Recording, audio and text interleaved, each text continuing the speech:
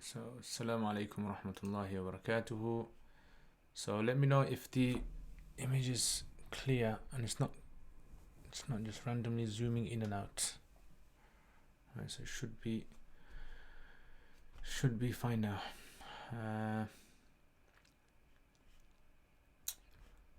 Right, so how do I check the chat on here?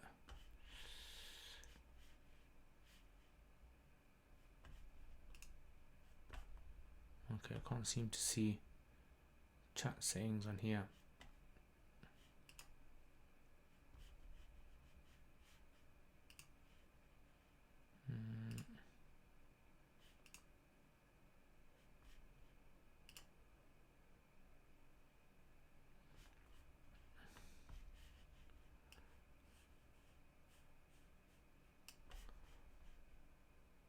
Alright, can you guys hear?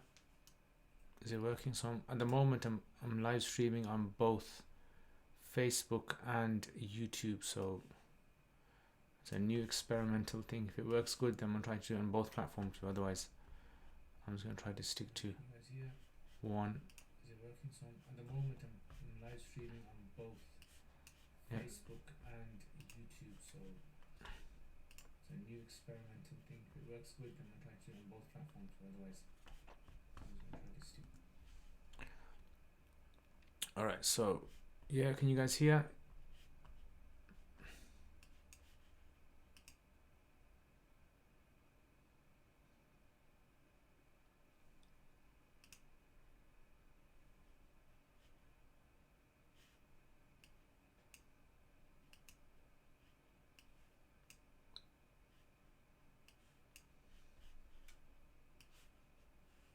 The only thing is I don't want it to keep freezing. That's the only problem which I think might happen.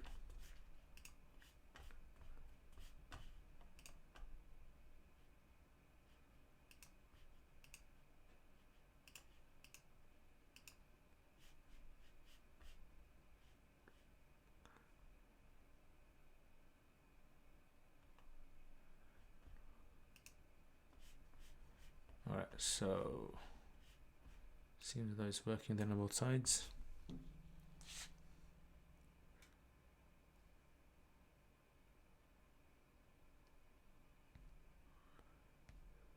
Alright, let's start then.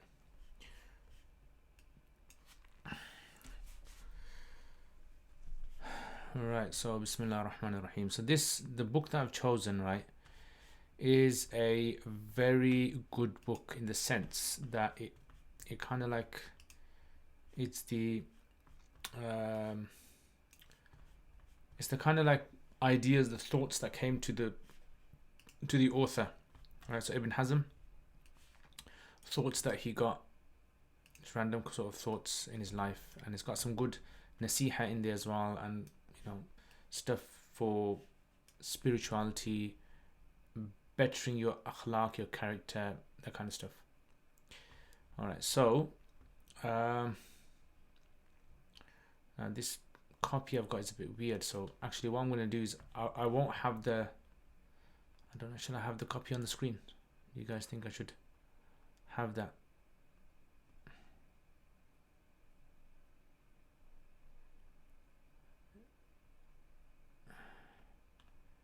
Because the copy I've got is a bit different.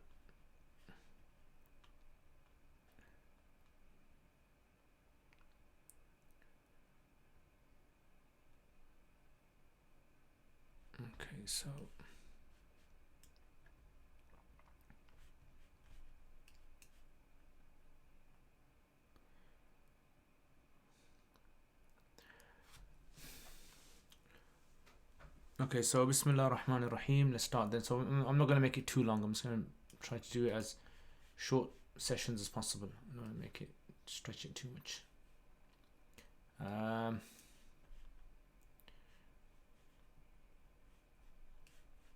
Alright, so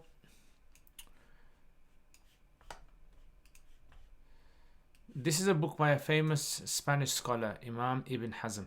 Right, so Imam Ibn Hazm is a famous Spanish scholar, and he's written many books. He was approximately, you can say maybe about 1,000 years ago. He was around about 1,000 years ago, and he's written many books. This is like a book which isn't very, very sort of well known to people, but it's a very good book when it comes to rectification of the self and understanding like how to sort of treat problems. And that's the name of the book basically. Akhlaq Wa Siyar, character and sira means like way of life. Wa fi mudawati nufus, yeah, in treating the souls, in treating the body. So okay, so he says قال أبو محمد علي بن أحمد ibn Hazm al-Andalusi رضي الله عنه الحمد لله, all praises to Allah, على عظيم مننه, for his great bounties, وصلى الله على محمد, and salutations on the Prophet Muhammad, وعبده, and his servant, وخاتم الأنبيائه, and the seal of all his prophets and messengers, وسلم تسليما, وأبرأ إليه تعالى من الحول والقوة, and I free myself to Allah subhanahu wa ta'ala from all strength and all power. وأستعينه على كل حال على كل ما يعصم, and I seek his protection على كل ما upon every single thing which يعصم في الدنيا من جميع المخاوف, which protects in the world from all of the fearful things, والمكاره, and disliked, ويخلص في الأخرى, and it frees a person in the hereafter من كل حول, from every terror, ومضيق, and restriction. أما بعد فإني جمعت في كتابي هذا, indeed I compiled in this book of mine معاني كثيرة, many meanings, أفادنيها واهب التمييز, which were given to me by the gifter of tamyiz, of being able to differentiate, meaning Allah. So he's saying basically Allah subhanahu wa ta'ala has given me this bounty. Allah subhanahu wa ta'ala has given me this sort of like ability to be able to understand things, which is a great bounty from Allah subhanahu wa ta'ala. Wahibut tamyiz bimurur al-ayyam, with the passing of days, wa ta'aqub al-ahwal, and the succession of events, bima manahani, with what he has gifted me, azza wa jal, min at-tahammum, with things which are to do with seeking things, or be tasarif al-zaman, with the changings of time, wal ishraf. So he's basically saying, like we say in English, time is the best teacher. Is that the saying? Yeah. So the best thing that teaches you is time itself. The hardships you go through, the difficulties you go through. So he's saying basically all my experience in life, what I've learned from those experiences, I'm giving you here. Wal ishrafi ala ahwalihi, and being aware and overlooking the conditions. Hatta anfaqtu, so much so I spent fi dhalika, in that, akthar umri, most of my life. Wa athartu taqyid dhalika, and I gave preference to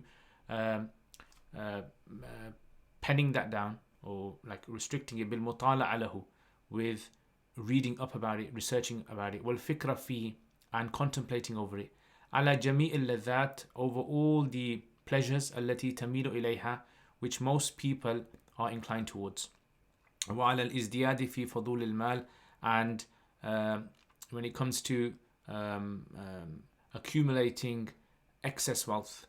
In other words, I didn't get involved in spending my time in fulfilling my desires and hoarding away lots and lots of wealth. I didn't do that. I spent my time trying to understand life. وَزَمَمْتُ كُلَّمَا صَبَرْتُ. وَزَمَمْتُ means I like tied, I fastened, secured. كُلَّمَا صَبَرْتُ, everything I tested, صَبَرْتُ. مِنْ ذَلِكَ بِالْكِتَابِ, with a book. In other words, I penned everything down that I could learn from life in writing. لِيَنْفَعَ اللَّهُ تَعَالَى, so that Allah Ta'ala, He benefits man sha'a min ibadi, whoever He wants to benefit. So imagine this, He died 1,000 years ago, but His works are still alive today. And that dua that He's made in this opening of this book, it's manifesting today as well. So people are benefiting from His works. Man sha'a min ibadihi mimman yasilu ilayhi, from amongst those people who the book reaches. Ma at'abtu fihi nafsi, in the book in which I exhausted myself. So this book is like the cream of the crop. It's like the concentrate of all his efforts. وَجَهَدْتُهَا فِيهَا, and I literally like gave it everything I had. Jahad. وَأَطَلْتُ فِيهِ فِكْرِي, and I prolonged my thoughts in it. فَيَأْخُذُهُ عَفْوًا وَأَهْدَيْتُ إِلَيْهِ هَنِيئًا, and I gifted it to him, as a something which is nice. فَيَكُونُ ذَلِكَ أَفْضَلْ لَهُ مِنْ كُنُوزِ الْمَالِ, so then this will become better for him than treasures of wealth. وَعَقْدِ الْأَمْلَاكِ, and contracts of wealth, property, trade. إِذَا تَدَبَّرَهُ, when a person contemplates it. وَيَسَّرَهُ اللَّهُ تَعَالَى اسْتِعْمَالِهِ, and Allah subhanahu wa ta'ala utilizes him for the khidmah. وَأَنَا رَاجٍ, and I hope مِنَ اللَّهِ تَعَالَى, from Allah subhanahu wa ta'ala, فِي ذَلِكَ أَعْظَمُ الْأَجْرِ, the greatest reward. لِنِيَّتِي فِي نَفْعِ عِبَادِهِ, because of my intention to benefit the people. وَإِصْلَاحِ مَا فَسَدَ مِنْ أَخْلَاقِهِمْ, and rectification of مَا فَسَدَ, that which has become corrupted of their character. So he's saying basically he's seen people in society, they've started to decline in their in the kind of things that they're doing, right? So their character isn't the best character. So he's saying basically, I decided to write this book in order for me to be able to help people in identifying the problems in the self. And this is something a lot of us have. In other words, a lot of us are in situations where we want to rectify ourselves, right? We want to become better people. But the problem is we don't know the faults we have inside ourselves. So imagine like a road. You're walking down a road. If you can see the potholes and you can see the obstructions in the road, you know how to, weave in and out of them. But if you can't see them, if you're blind to them, you're gonna carry on tumbling over them and injuring yourself in life. So this is what he's trying to say, that this book is like an insight into the ailments and the illnesses and the treatments. ومداوات, and treating the ilal nufusihim, the illnesses of the self. وبالله أستعين, and with Allah only I seek help. حسبنا الله تعالى ونعم الوكيل. So this is his short introduction. He starts. So basically the way this chapter is designed, or this book is designed, is that he brings chapters related to different topics, and he's collected under each topic. He's collected like the things that he thinks, the pieces of advice that he thinks are very beneficial for people, and they're very generic. The advices are, so it's not like advices which are to do with things at his time per se. So some of these advices, when we listen to them, what I would suggest is just think about them, make a note of some of these things, think about it, think about yourself as well. Like step out of your body and look at yourself, your life, and think to yourself, do I have this problem inside of me? How would I benefit from this? And that's how you would benefit from the reading of this book. So he says, so this is faslun fi mudawati nufus wa islah al-akhlaq. So he says this is a chapter of treating the bodies, the nufus, the nafs, like the body, or not necessarily soul, wa islah al-akhlaq, and rectifying character. He says ladhatul aqil bi tamyizihi. He says the sweetness, the pleasure of the intelligent one, the aqil, the one who has aql, is by his ability to be able to differentiate things in life. Like if I can differentiate a wall from a tree, then that's a very good ni'mah, bounty Allah has given me. If I can differentiate hot food from cold food, if I can differentiate rain from heat, or if I can differentiate harm from good, that is a benefit that Allah has given me. So he says the sweetness, the ladhatul aqil bi tamyizihi, wa ladhatul alim, and the ladha of the alim, of the scholar, is in his ilm. So if you are a scholar, right, the sweetness that you taste in your ilm that you have is something which you can't describe to people. It's very difficult to be able to describe, but you can feel it inside of yourself, right? This goes for students of knowledge as well. When the first time you learn how to read the Quran, or the first time you learn how to understand an ayah for yourself without the aid of a translation, it has a sweetness which is like something you can't describe to other people. Number 3, وَلَذَّةُ الْحَكِيمِ بِحِكْمَتِهِ, and the sweetness, the pleasure that a wise person gets from his wisdom. So people who have wisdom inside of them, there's like this kind of, like you can say, this pleasurable euphoria that a person feels when they understand they have wisdom, like they feel that wisdom inside of them. وَلَذَّةُ الْمُجْتَهِدِ لِلَّهِ, and the ladha of the one who exerts themselves for the sake of Allah. Al-mujtahid lillah. So he isn't necessarily talking about the mujtahid in fiqh. That would come under alim. Here he's talking about the one that, if you think to yourself, the times where you struggled to do something for the sake of Allah. You struggled to get up for Fajr, or you struggled to fast one day, or you struggled to control your gaze, or you struggled to try and, help someone, go out your way to help someone. These are all al-mujtahid lillah, bijtihadihi. He says that the sweetness that the one who exerts themselves for the sake of Allah, the sweetness he gets in the exertion of his efforts. He says all of these things, the aqil with his aql, the alim with his ilm, the hakim with his wisdom, the person who has exerted themselves for the sake of Allah, these four people, he says the sweetness that they taste in their respected areas. He says this is a sweetness which is a'zam, is greater min ladhatil akil, from the ladha, the sweetness that the one who eats gets when he eats.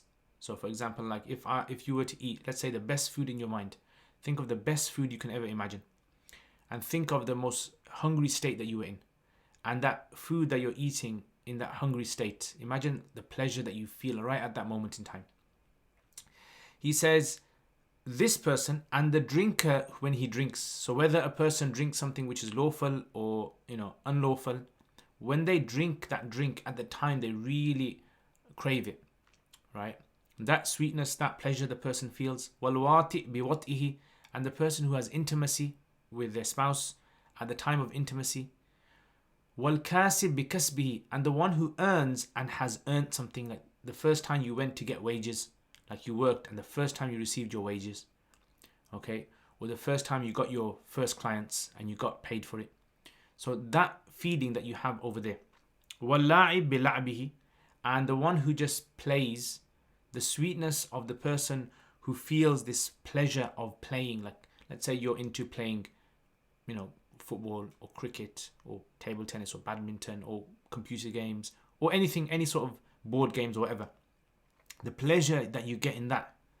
Yeah. وَاللَّعِبْ بِلَعْبِهِ وَالْآمِرِ بِأَمْرِهِ, and the one that, the pleasure that, this is an interesting one, the pleasure that a person who instructs people, like if you have power, if you're in charge, you're a manager in a company, or you're a parent, or you're an elderly figure, right, where people look up to you, and you can instruct people and people will listen to what you're saying. There's pleasure in that. You get this kind of pleasure. So he's saying the four things that were mentioned earlier on. He said the pleasure you get in those four areas, in aql, in knowledge, in wisdom, and exerting yourself for Allah. He says this pleasure by far is the greatest pleasure than any of these people that have been mentioned after.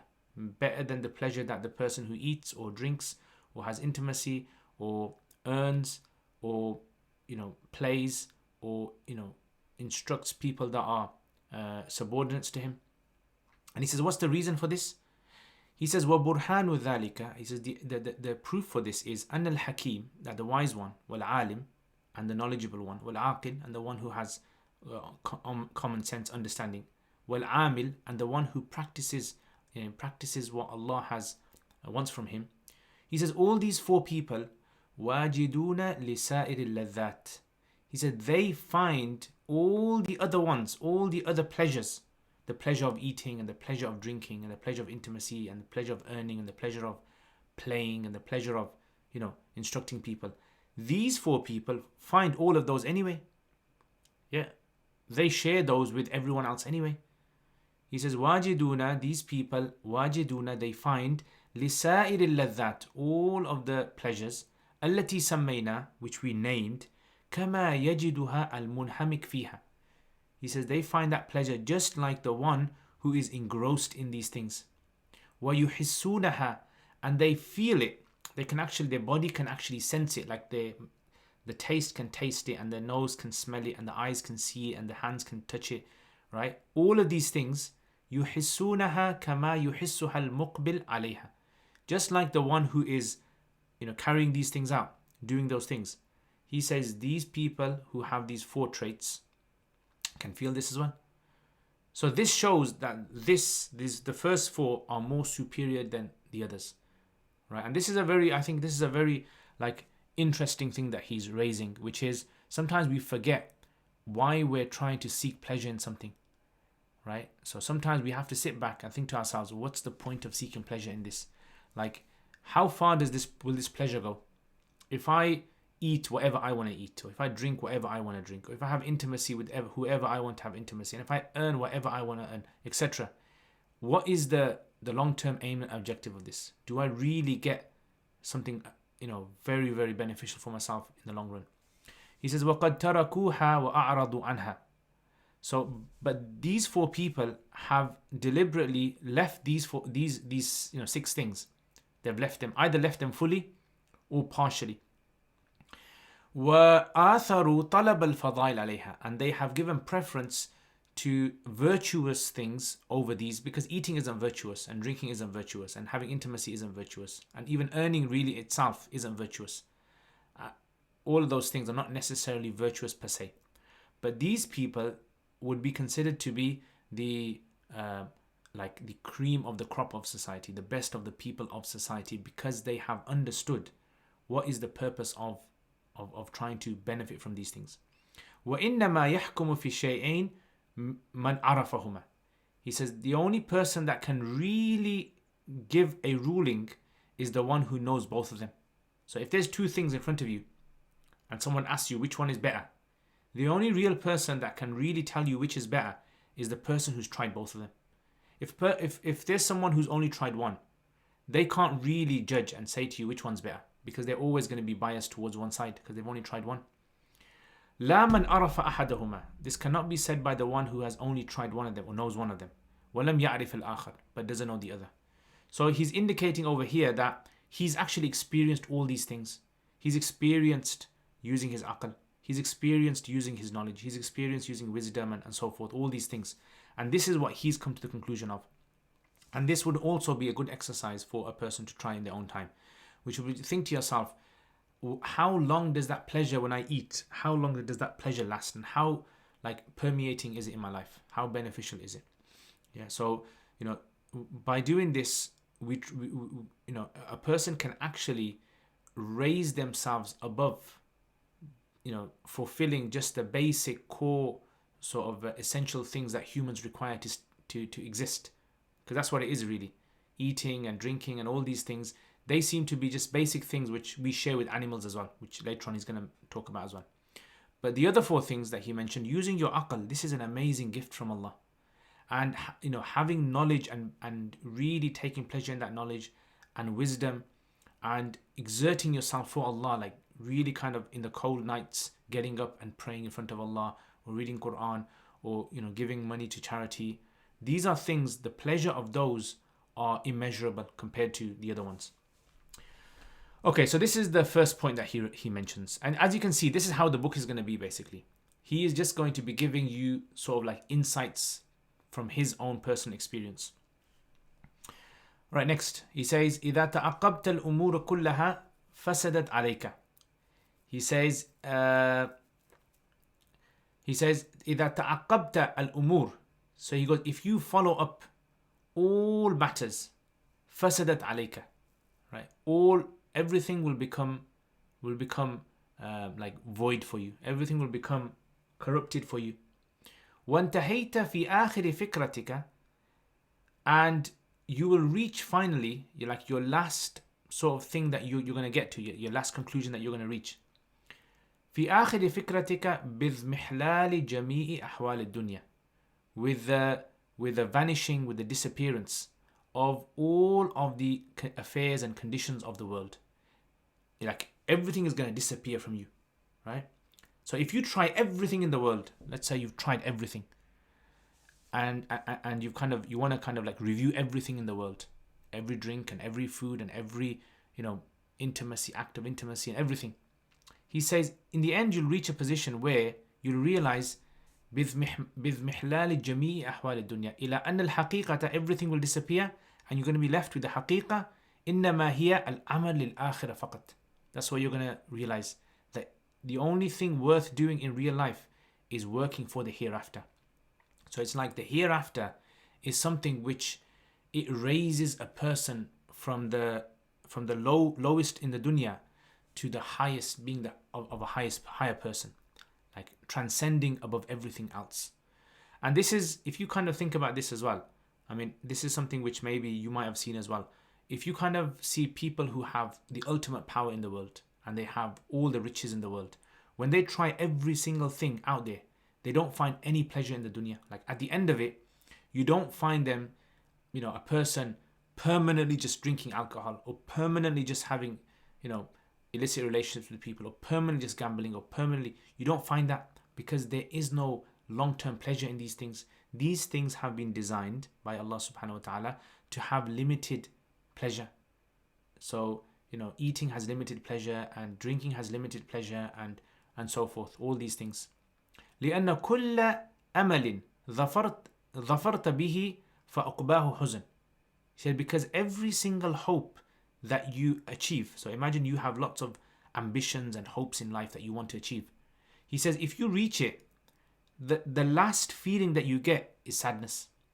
إما بذهاب عنك, the reason you feel sad, let's say for example, someone really, really wants to, buy this car, or someone really wants to buy this house, or someone really wants to get married, or someone really wants to have children, or someone really wants to become, a multi-millionaire, or someone wants to have this top job, right? He says, the end, once you receive that thing, he says, you're going to feel inside of yourself utter sadness, this utter, sorrow and grief inside of yourself. Why? إِمَّا بِذَهَابِهِ عَنْكَ, because either it's going to leave you one day, your spouse will leave you one day, your car will leave you one day, your house will leave you one day, وَإِمَّا بِذِهَابِكَ عَنْهُ, or you're going to leave it. So do you see how he's looking at things? Very, very kind of like an interesting sort of touch he's got on there, which is that, look, in reality, life is something which is going to end. And by life ending, this should tell you that the pleasures of the dunya are not something that will give satisfaction to the human heart. The human heart has not been designed to have long-term satisfaction, right? So satisfaction is in what? Is in those four things that we said. Using your aql, ilm, and hikmah, wisdom, and exerting yourself for Allah subhanahu wa ta'ala. This is where true satisfaction lies. And if you go around the world, you most likely will find people who are the most satisfied with their lives are the ones that are engaged in those four. So he says, وَلَا بُدَّ مِنْ هَذَيْنِ السَّبِيلَيْنِ. So he says, لَا بُدَّ, he says, there has to be, the end point of everyone's journey has to be one of these two. You either are going to lose everything in life, one by one, or they're going to lose you, right? So you just think about it for a while. Think about your own situation at the moment. You got family, you might have a house, you might have a car, you might have a job. Think to yourself, how long is this going to last? Is it going to last another day? Is it going to last a year? Is it going to last 10 years, 20 years? It's going to finish, isn't it? So the point is not to make people feel despair. The point is to utilize this opportunity that you've got right now to start planning your life properly. Prioritizing things in your life is the best thing that you can ever do, right? The best thing that you can ever do is to prioritize. And if you got any comments or anything, you can put it in the comments box as well, and I'll try to have a read of them. I won't be answering fiqh questions in these sessions, by the way. So if you're asking fiqh questions, I apologize. I won't be answering those. I answer those normally on Saturdays. Yeah, Saturdays is the time for that. So when it comes to this kind of issue, he's trying to show humans, he's trying to strip away from life all of those distractions that we have. So many people, they know they're going to leave this world one day, and they know that things are going to leave them, but what they try to do is they try to fill their life with distractions.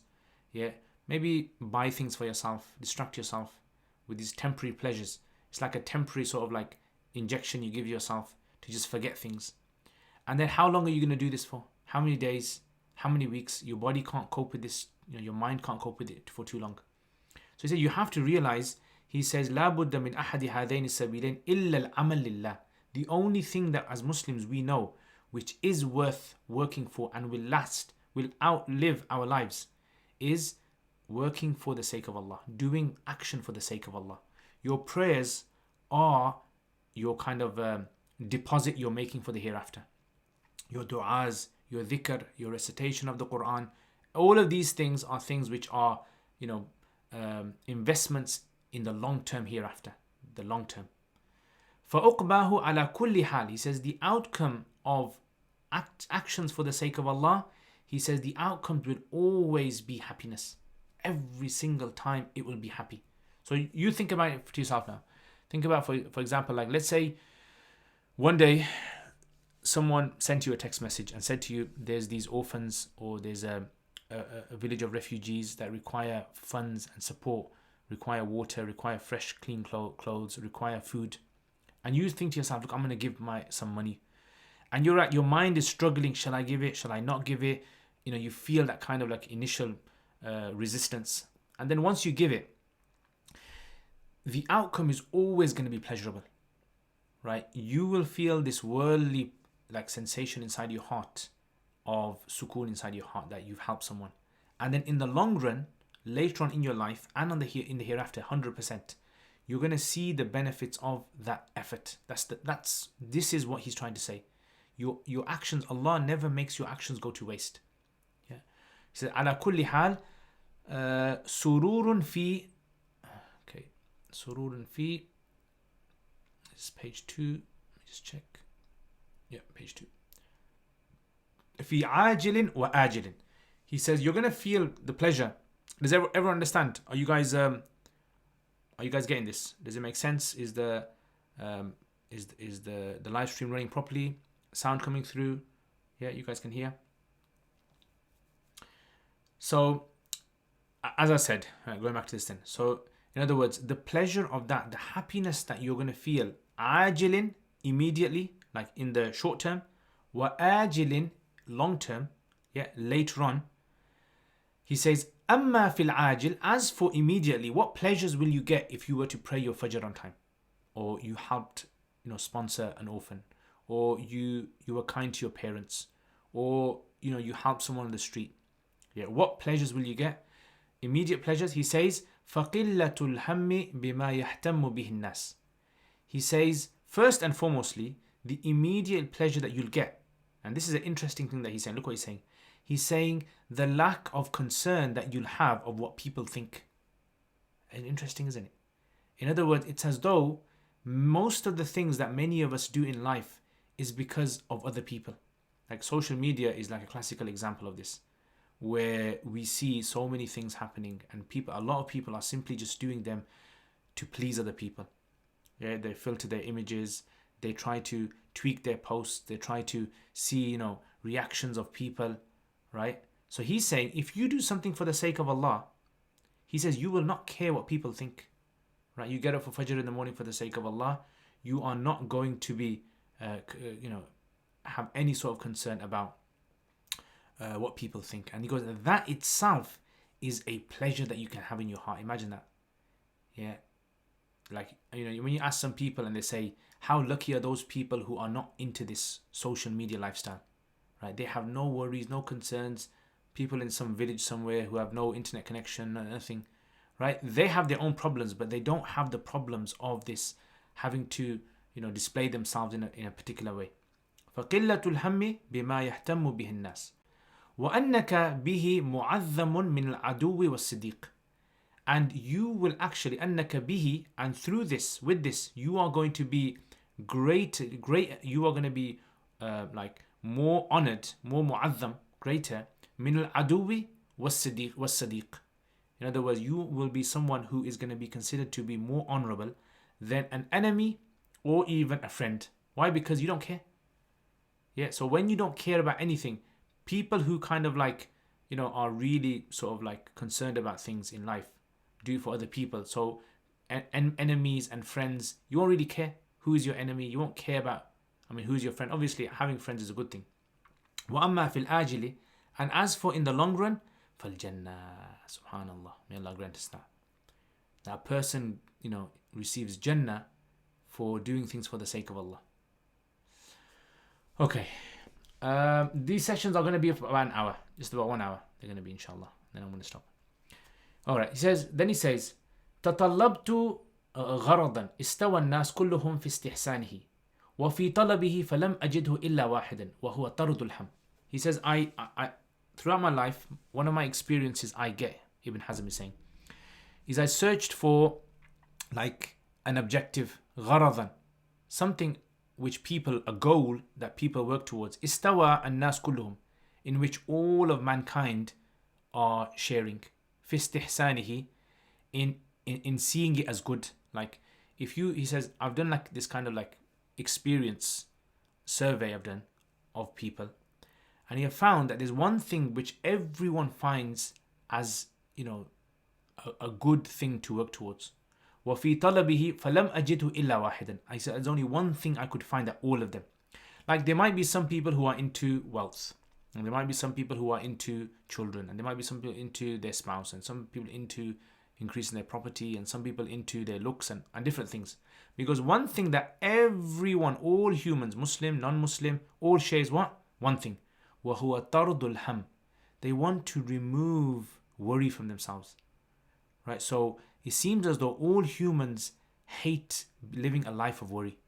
And they believe that everything that they're doing in life is to remove worry. Why do people spend so many hours a day, you know, watching TV or on social media, or, you know, with certain friends, or doing what they do? Because they want to remove a type of worry. Yeah. So, you know, what kind of worry could that be? That could be worry for earning. They want to remove the worry of poverty. That they don't want to become poor. They want to remove the worry of their family members getting ill. So they try to, you know, keep them healthy, take them to the doctors and so forth. He's saying this is the one thing I've seen humans, right, they do. It's worry. فَلَمَّا تَدَبَّرْتُهُ, he says, when I really thought about this, right, when I really kind of pondered this and I thought about it, he goes, عَلِمْتُ أَنَّ النَّاسَ كُلَّهُم, he says that all people لَمْ يَسْتَوُوا فِي اسْتِحْسَانِ فَقَط. He goes, but the people were not equal, were not only equal in finding it as being something that was good to work towards, وَلَا فِي طَلَبِ فَقَط, and not in seeking it. وَلَكِنْ رَأَيْتُهُمْ, he says, I saw people على اختلاف أهوائهم ومطالبهم.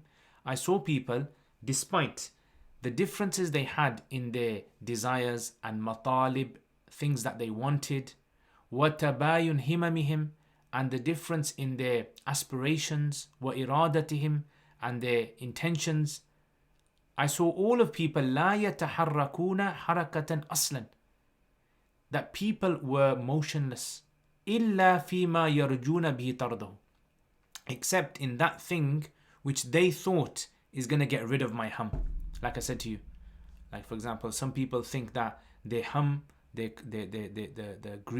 worry in life, the worries that they go through, is going to be removed by me, you know, taking a specific drink, or my worry in life is going to be removed if I get this new phone, or my worry in life is going to be, like, you can have multiple worries, you can have a whole spectrum of worries. And he goes, people are trying to focus on one solution that's going to remove their worries. وَلَا يَنْتِقُونَ بِكَلِمَةٍ أَصْلًا, and people do not speak a word at all. إِلَّا فِي مَا يُعَانُونَ بِهِ إِزَاحَتُهُ عَنْ أَنفُسِهِمْ, except they only speak about those things which they are suffering bihi, يُعَانُونَ بِهِ إِزَاحَتُهُ عَنْ أَنفُسِهِمْ, in order for them to remove it from themselves. فَمِن مُخْتِئٍ وَجْهَ سَبِيلِهِ وَمِن مُقَارِبٍ لِلْخَطَأِ وَمِن مُصِيبٍ. He says then there's three types of people that come out of this then. So you got people who are going through this kind of like process of trying to remove worries from themselves now. So I found in life three types of people. He says the first type of person is the one who has totally messed up. Like, you know, he's got a problem in his family to sort out between him and his spouse, or between him and his children, or between him and his workplace.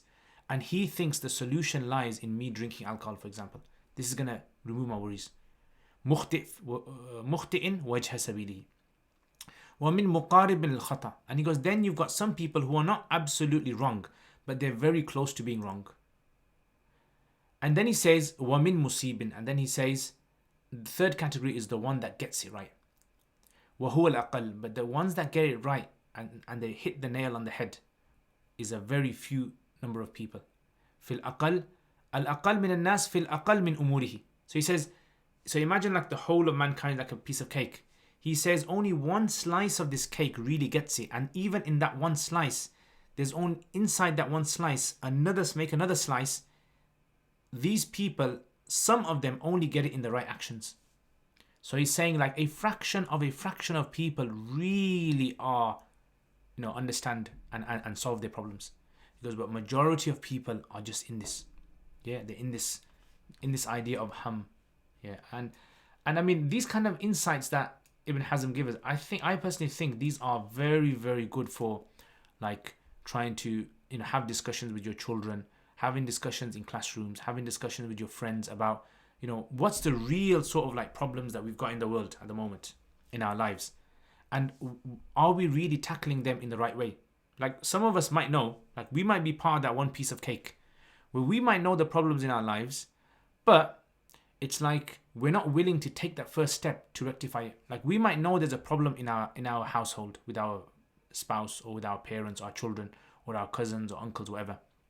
And we might know the problem is this, but we don't want to take that step to resolve that problem. We would rather blame the problem on something else. Yeah. Okay. Well, he says, Wallahu alam.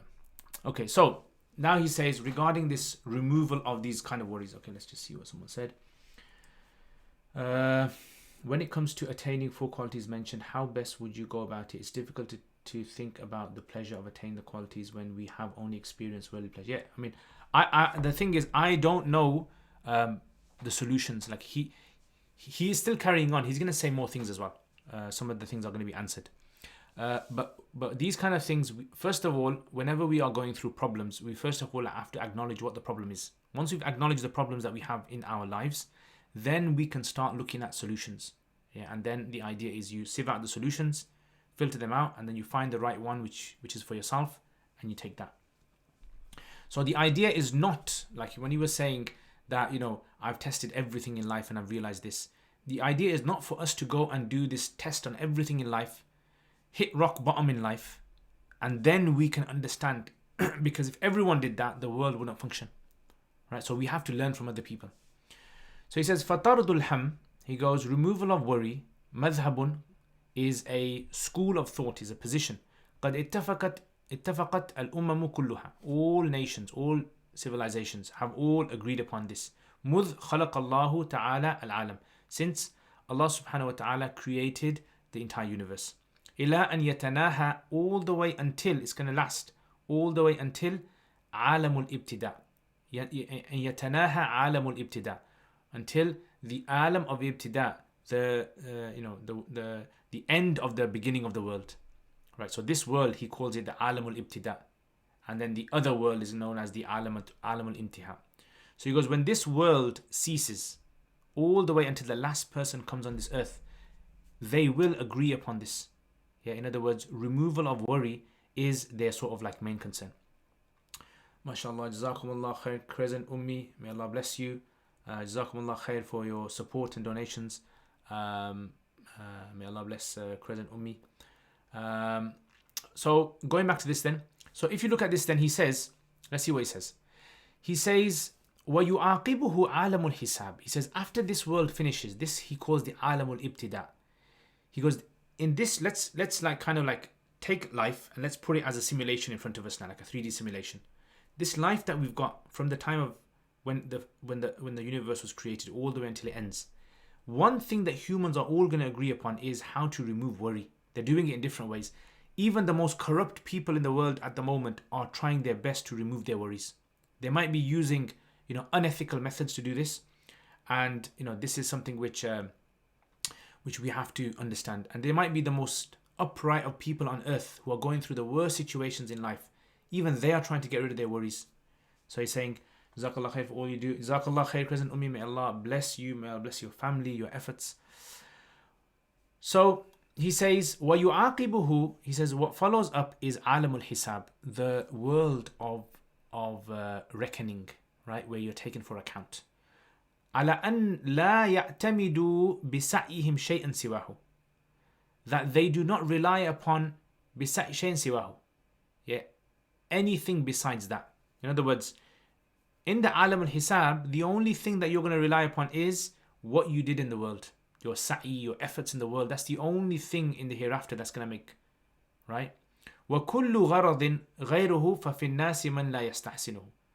And he says everything else, every other gharad, every other like aim and objective and goal, besides removing worry, فَفِي النَّاسِ مَنْ لَا يَسْتَحْسِنُهُ. There's going to be some people on earth who didn't like it. And there's going to be some people who did like it. So you think to yourself, things that you like, what kind of things do you like? Do you like combing your hair?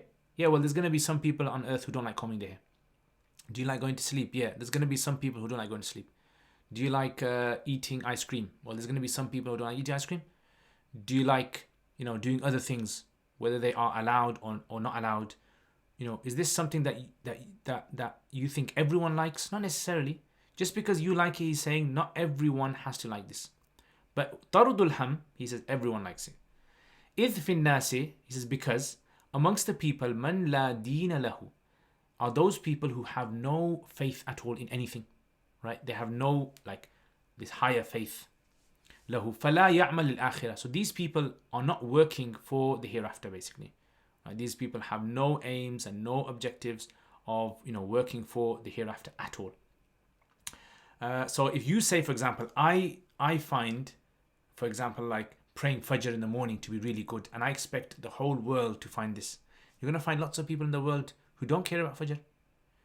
Or a lady says, I find having modesty and doing hijab is something beautiful. And there's going to be lots of women out there who don't find this. But Tardul Ham, he's saying this is the one thing. So he says, you'll find people, la deena lahu. He has no faith. فَلَا يَعْمَلِ الْآخِرَةِ.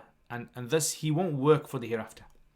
وَفِي النَّاسِ مِنْ أَهْلِ الشَّرِّ. And he says, amongst people are those who are evil people.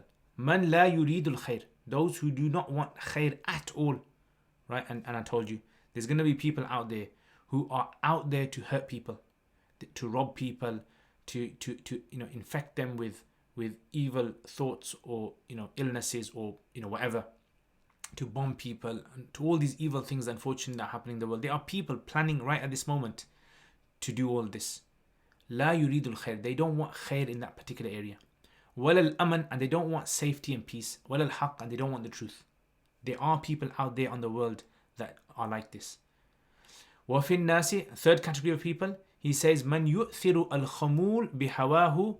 There's those people who give preference to being like lazy with their own desires, وَإِرَادَتِهِ, and their own intentions, عَلَى بُعْدِ الصَّوْتِ.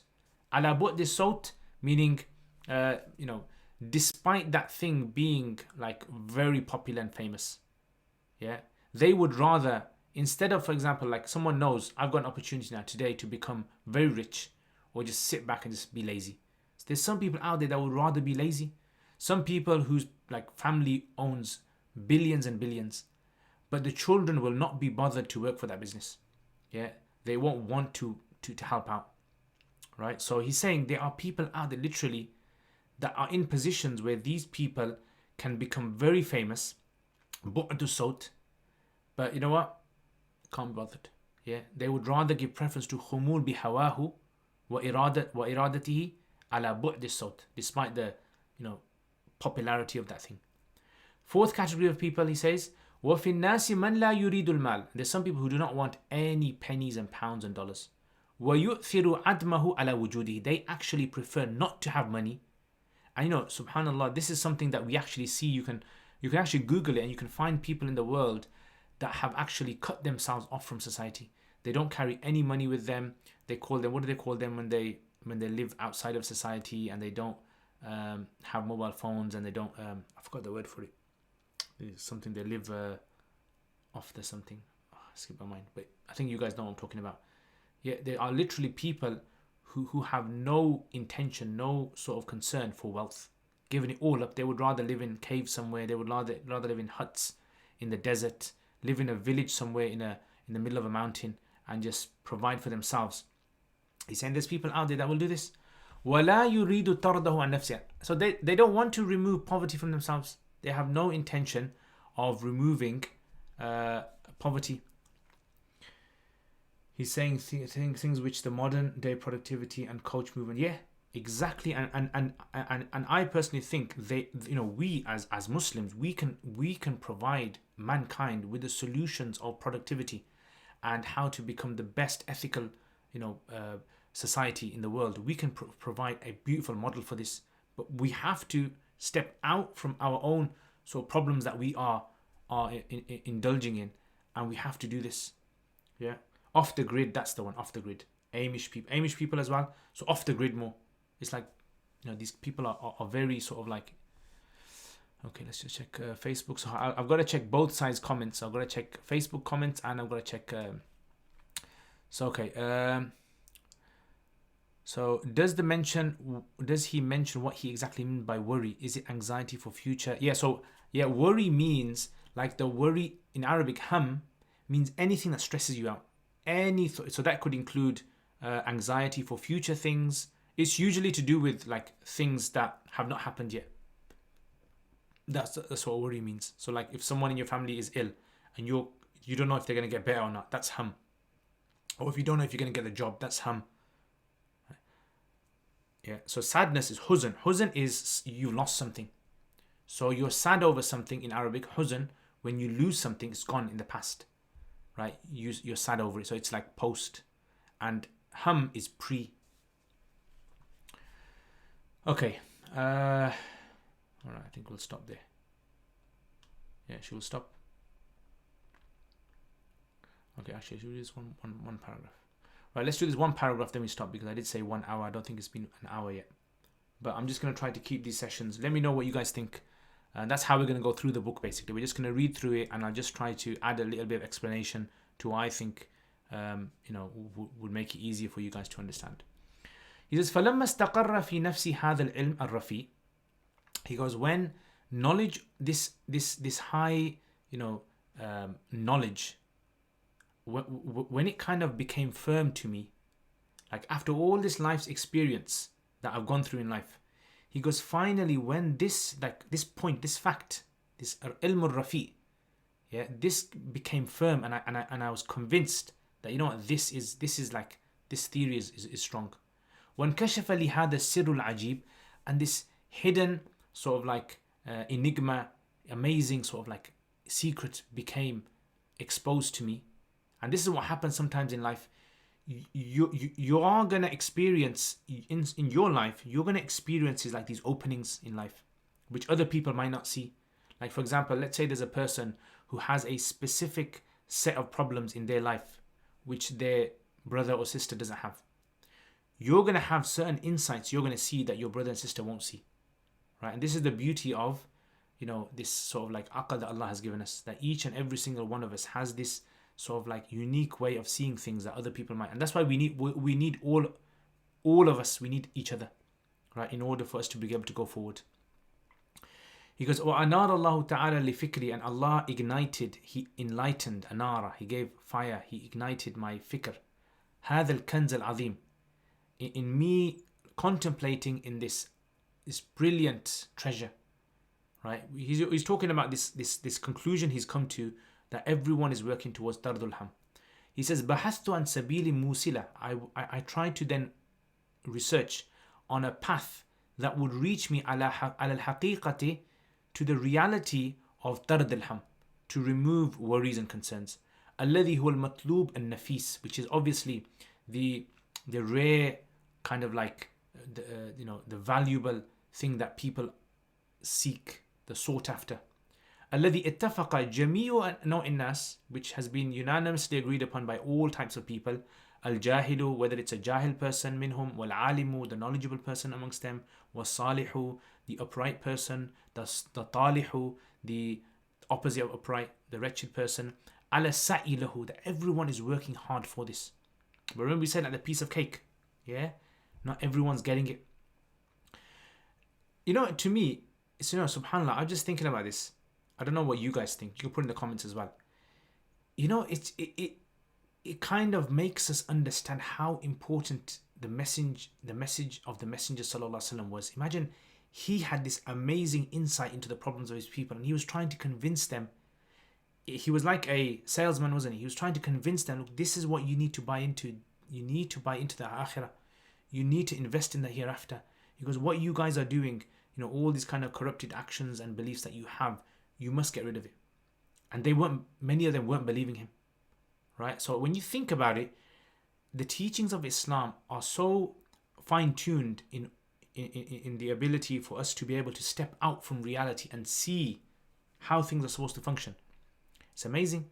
But I think the problem that we get as Muslims is many of us are born into Islam. We kind of like take things for granted. And I don't know, maybe you guys disagree with me on this, or maybe you agree with me. Put in the comments as well. How in life we fall into this situation where we don't appreciate the ni'mah of Islam, the beauty of how Allah subhanahu wa ta'ala gives us these guidelines of how to live our lives.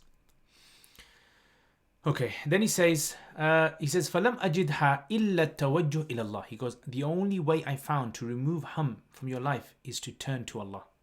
بِالْعَمَلِ لِلْآخِرَةِ, by working for the hereafter. وَإِلَّا, otherwise, إِنَّمَا طَلَبُ الصِّيتِ مَنْ طَلَبَهُ.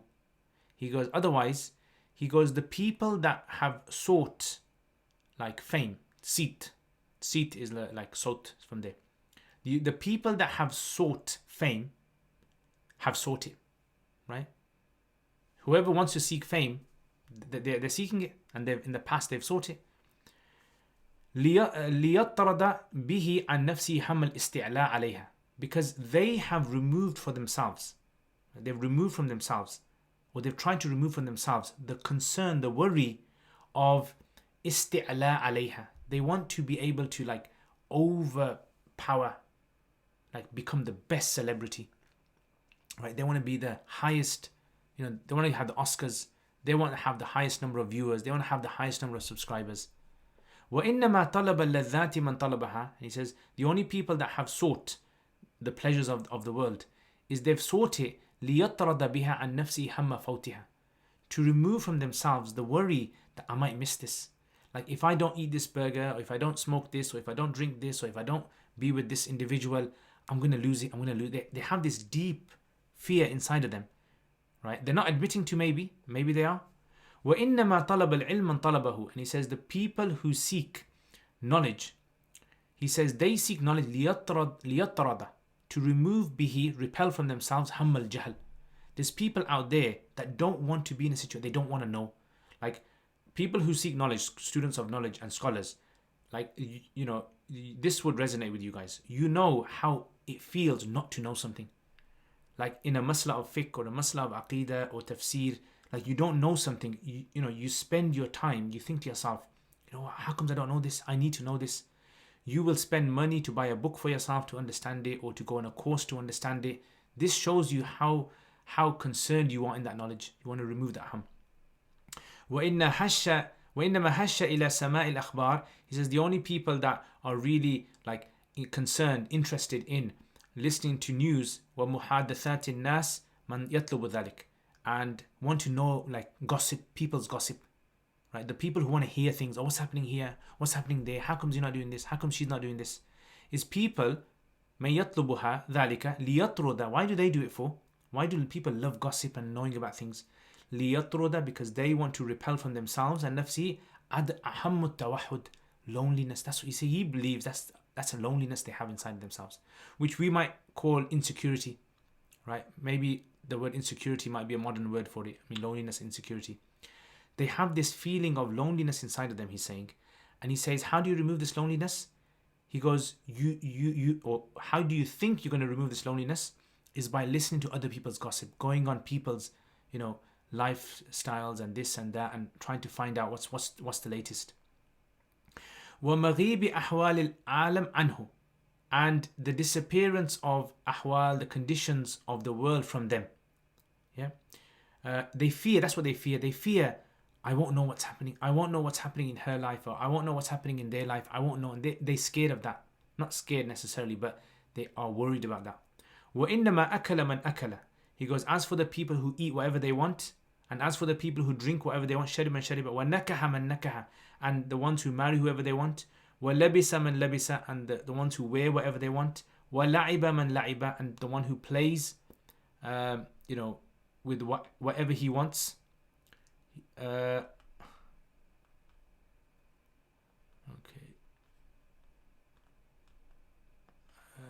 Have I missed a page? Okay, yeah, I think I actually skipped a page, Okay, I'll have to go back to this. Yeah, let me go back over here. So I do apologize. See, this book is a bit funny.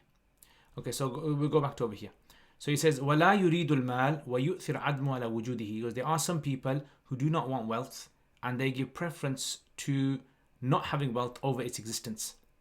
Right? He says, كَكَثِيرٍ مِنَ الْأَنْبِيَاءِ, like many of the prophets, alayhimus salam, وَمَنْ تَلَاهُ مِنَ الزُّهَادِ, and those people who followed in their ways from the the people who, you know, were distanced themselves from worldly pleasures. وَالْفَلَاسِفَةِ, and even many philosophers as well. وَمِنَ النَّاسِ مَنْ يُبْغِضُ الْلَذَّاتِ, and there's some people who dislike pleasures. بِطَبْعِهِ, just naturally. They dislike taking pleasure from something. وَيَسْتَنْقِزُ طَالِبَهِ, and they actually look down, belittle people who seek pleasures. Strangely enough, there are people out there who are like that. You know, you might know some, like, you know, people who are very sort of regimental. They hate people who wake up late. They hate people who just fill their stomachs up. They hate people who, you know, take rests and go for holidays. So then he says, كَمَنْ ذَكَرْنَا مِنَ الْمُؤْثِرِينَ, just like the ones who we've mentioned, from the ones who give preference, فَقَدْ فَقْدَ الْمَالِ عَلَى اِقْتِنَائِهِ, they give preference to losing wealth than saving it. وَمِنَ النَّاسِ مَنْ يُؤْثِرُ الْجَهْلِ, and from amongst people are those who give preference to ignorance, على العلم, over knowledge, كَأَكْثَرِ مَنْ تَرَى مِنَ الْعَامَةِ, like majority of the public. They're not really interested in knowledge, right? Like, ignorance doesn't concern them. وَهَذِهِ هِي أَغْرَاضُ النَّاسِ الَّتِي لَا غَرْضَ لَهُمْ سِوَاهُ, and this is the gharad of the people, the aims and objectives of people, that they have no concern besides this. وَلَيْسَ فِي الْعَالَمِ, and he says, in the world, there is not in the world, مُنْذ كَانَ, since it started, إِلَىٰ أَنْ يَتَنَاهَا أَحَدٌ, until the world finishes, there is no one at all, يَسْتَحْسِنُ الْحَمْ, that likes concern. Right, then he goes to the one that we were talking about. Yeah. Okay, we'll just stop up to here.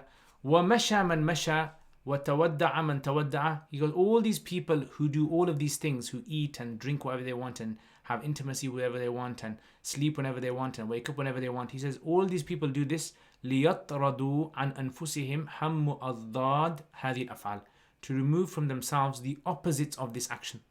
So eating, the opposite of eating is hunger. Opposite of intimacy is obviously being, you know, celibate. The opposite of sleep is being, you know, tired or weary or whatever. So he's saying this is what everyone does. Okay, we'll actually stop there. Okay, so I do apologize for that little mistake that I made there. Skip the pages. But yeah, if you have any questions, you can put the questions in, but otherwise we'll just wrap it up, inshallah. So this is how I'm going to try to do it. I'm going to try to have another session, maybe. I might try maybe Friday. We'll see, because I want to try to finish this entire book. It's not a very long book itself. But I think it's a very useful, it's like a new book a lot of people haven't really come across before. But I think it's a very useful book for people to sort of contemplate about life and about how things, people function, societies work. Okay, so do you plan to go through the book? If so, can you suggest an Arabic edition to purchase? Yeah, so if you can get this one, this is a very good one. I don't have a PDF of this one.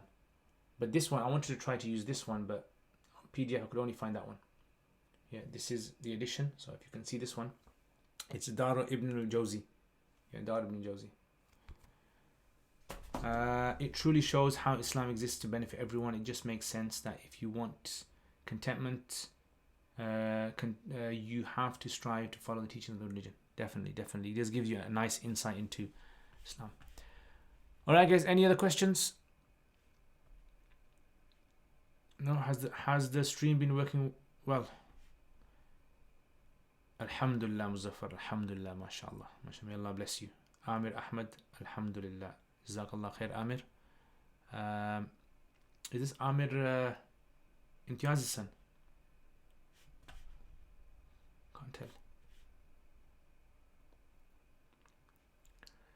Alright, any other questions? What do you guys think of the book? Like just general thoughts on the book, or the style of the genre of the book. Do you guys like it? I mean, I like it a lot. That's why I thought, you know what, I'll go through it. It's a bit different than normal, like studying something which is a bit a bit formal. It's a kind of something which I think a lot of people, it can resonate with a lot of people, and a lot of people would like to think more about these things and have a different perspective on life as well. It gives you a new perspective. Like, when did you ever think that all people are trying their best to remove worry from their lives? Like, you knew that in the back of your mind, but you didn't kind of know that you knew that. You know what I'm saying? Jazakumullah khair. Wa alaikum assalam. Ahlan wa sahlan. Ahlan wa sahlan, guys. Jazakumullah khair. Alhamdulillah, alhamdulillah, alhamdulillah. And there's some excellent chapters that are to come, right? This is just the beginning, but he's got some really good chapters. I mean, he's got like chapters, let me just read some of the chapters to you guys.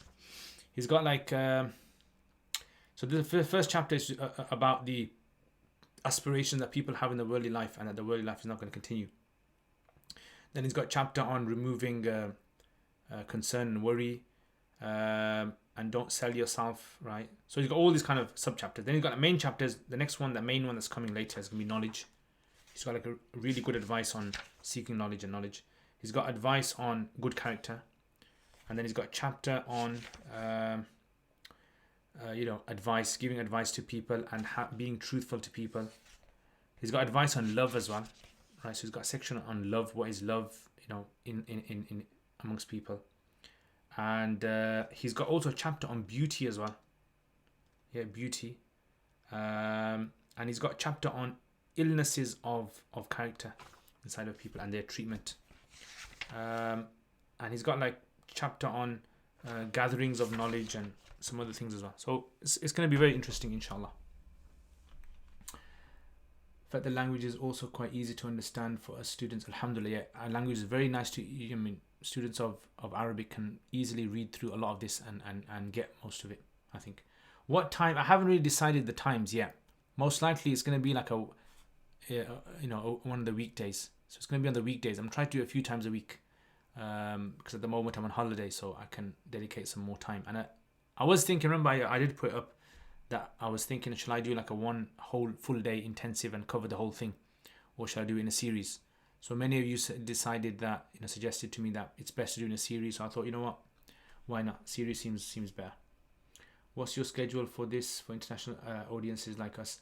So this kind of time, like 9:30 UK time, in the evenings, 9:30 UK time. That's the kind of time I'm going to be doing it. I won't be able to do it tomorrow because tomorrow I've got a podcast that I do. But Friday, hopefully, I'm trying to do it Friday. So might try to keep it Wednesday, Friday. Maybe if I can do Monday, maybe I might do next week, Monday, Wednesday, Friday. How would you describe his writing style and Arabic? He is a very good writer. Like, he is one of the skilled writers of the past scholars, I would say, because he's like a poet as well, and he was from Spain, Muslim Spain, Andalus, and Andalus had amazing scholars at that time when it came to language, right? Because they were far away from everyone else, they had their own sort of like style of language as well. So Spanish scholars are very, very good in that.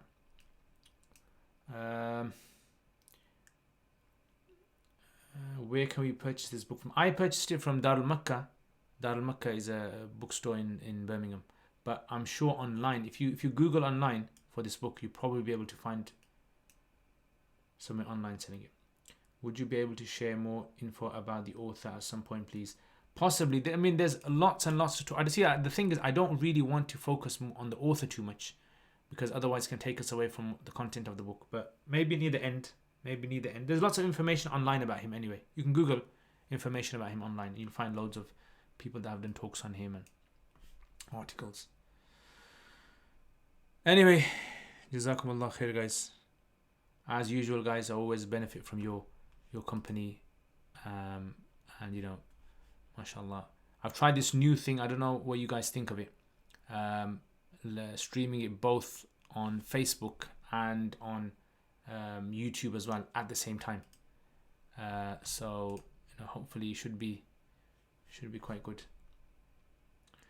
Yeah, Darul Makkah in Small Heath. That's the one. Alright, guys. So I'm going to finish there, inshallah. Jazakumullah khair, guys. Really appreciate the company, and you guys having sabr with me as well. And I will see you guys next time, inshallah. Assalamu alaikum wa rahmatullahi wa barakatuh.